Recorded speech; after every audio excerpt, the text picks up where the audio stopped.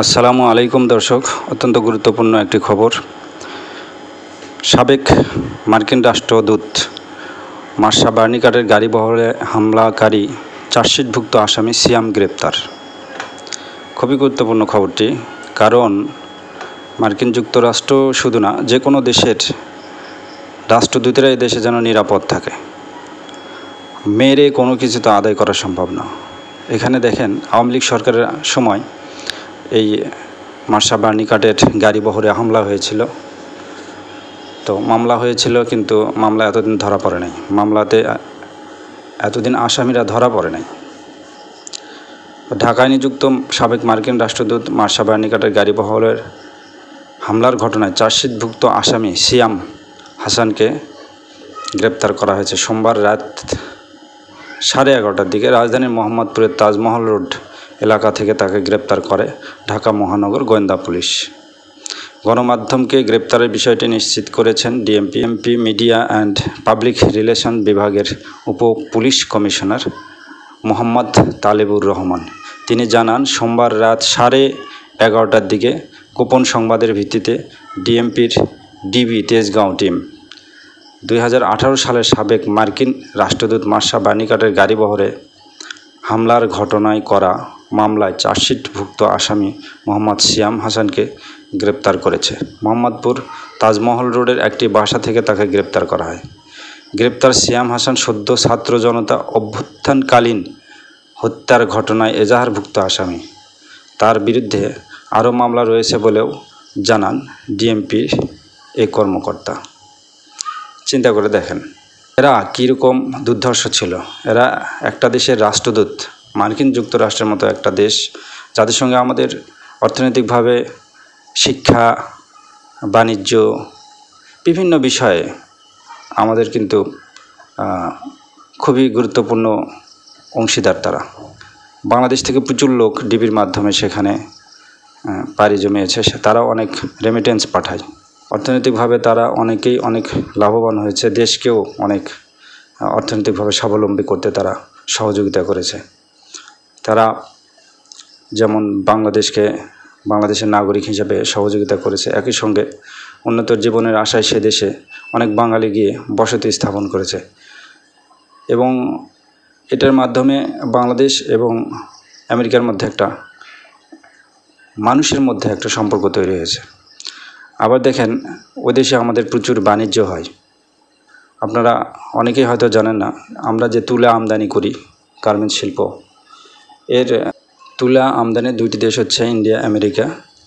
বাংলাদেশ থেকেও অল্প কিছু তুলা উৎপাদন হয়, যেটা দিয়ে আমাদের সামান্য কিছু চাহিদা মেটে। মোট চাহিদার এটা খুবই ছোট্ট একটা অংশ, যেটা দিয়ে আসলে এই বাণিজ্য, এই গার্মেন্টস শিল্প চালানো সম্ভব না।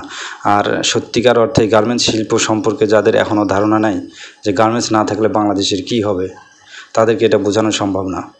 গার্মেন্টস শিল্প চলার পিছনে আমেরিকার যথেষ্ট বড় একটা বাণিজ্যিক ভূমিকা আছে।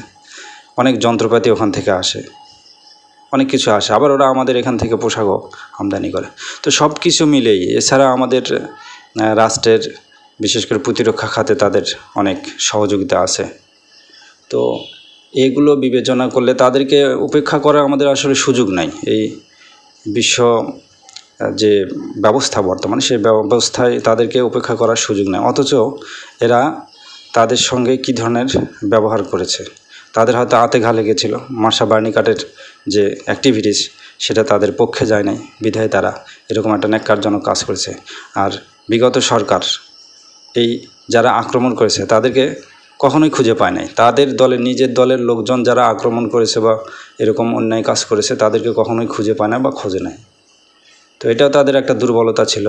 আওয়ামী লীগের আজকের যে পতন, সেই পতনের পিছনে কিন্তু আওয়ামী লীগের কিছু সিদ্ধান্ত, কিছু হটকারিমূলক কর্মকাণ্ড দায়ী ছিল। তারই খেসারত আওয়ামী লীগ আজকে দিচ্ছে। আওয়ামী লীগ একটা ভুল করে না, অনেকগুলা ভুল করেছে। তাদের সামনে সুযোগ ছিল এই 15 বছরে হিরো হওয়ার, কিন্তু তারা নিজেদেরকে অনেকগুলা ভুল করে করে করে করে তারা নিজেদেরকে জিরো বানিয়েছে। এর জন্য হয়তো মানুষকে তারা মনে করতে পারে যে মানুষের উপর তাদের ক্ষোভ থাকতে পারে। আসলে ক্ষোভের কিছুই নাই। আমার ভীষণটা, আমার দেখা, আমার জানা মতে আমি যা বুঝতে পারছি, সেটা হচ্ছে তাদের নিজেদের যে দায়িত্বহীনতা, অদূরদর্শী যে সিদ্ধান্ত, যে কর্মকাণ্ড, তারই ফলাফল আজকে শেখ হাসিনার এরকম পতন, আওয়ামী লীগের এরকম পতন। এর জন্য আসলে সাধারণ মানুষ দায়ী না। আওয়ামী লীগ যারা করে, যারা নীতি নির্ধারণে ছিল, যারা পরিচালনা করেছে, তারাই আসলে দায়ী।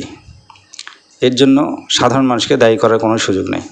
তো আরও একটা গুরুত্বপূর্ণ খবর, সেটা হচ্ছে যে সাবেক যে আমাদের সেনাপ্রধান ছিলেন আজিজ গং, তার যে দুই ভাই, সেই দুই ভাইয়ের এনআইডি জালিয়াতির কারণে তাদের এনআইডিটা আজকে বাতিল করা হয়েছে। এনআইডি বাতিল হওয়ার কারণে একটা স্বস্তি আসলো যে হ্যাঁ, তারা অন্যায় করে এনআইডি সংগ্রহ করেছিল, এনআইডি জোগাড় করেছিল গত সরকারের সরাসরি সহযোগিতায়, সেটা অন্তত এখন বাতিল হলো। এবং অবশ্যই পরবর্তী আরও কোনো পদক্ষেপ আমরা দেখতে পাবো। আমার কথা, যারাই অন্যায় করবে তাদের বিরুদ্ধেই ব্যবস্থা নেওয়া দরকার এবং ব্যবস্থা নিলে সাধারণ মানুষ খুশি হবে। তা আমরা অপেক্ষায় থাকলাম পরবর্তী আর কি পদক্ষেপ আসে। এনআইডি তো আপাতত তাদের বাতিল করা হয়েছে, এটা ঘোষণা এসেছে, এবং দ্রুতই তাদের বিরুদ্ধে হয়তো এনআইডি সংক্রান্ত যে তাদের কর্মকাণ্ডগুলো আছে বাংলাদেশে, সেগুলো নিয়েও হয়তো সরকার কাজ করবে। তা ধন্যবাদ সবাইকে। আসসালামু আলাইকুম।